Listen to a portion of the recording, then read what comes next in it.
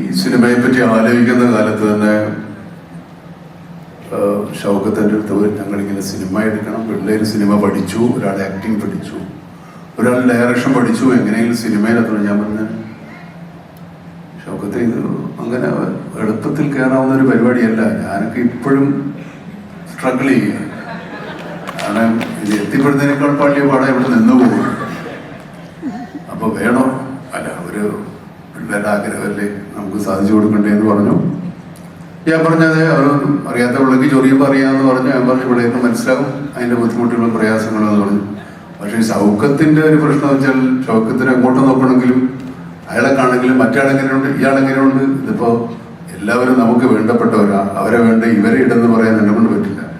നിങ്ങൾ അവരോട് പോയി ചോദിക്കുക, അവരുടെ സൗകര്യമുണ്ടോ, ഇയാൾക്ക് സൗകര്യമുണ്ടോ, അവർക്ക് സൗകര്യമുണ്ടോ എന്ന് പറഞ്ഞ് എല്ലാവരെയും പിടിച്ചു. ആക്ടേഴ്സ്, ഈ ഡയറക്ടർ, ഞാൻ പറഞ്ഞു ഡയറക്ടർ എനിക്കറിയില്ല, കഥ നിങ്ങൾക്ക് ഇഷ്ടപ്പെട്ട് എടുക്കുക.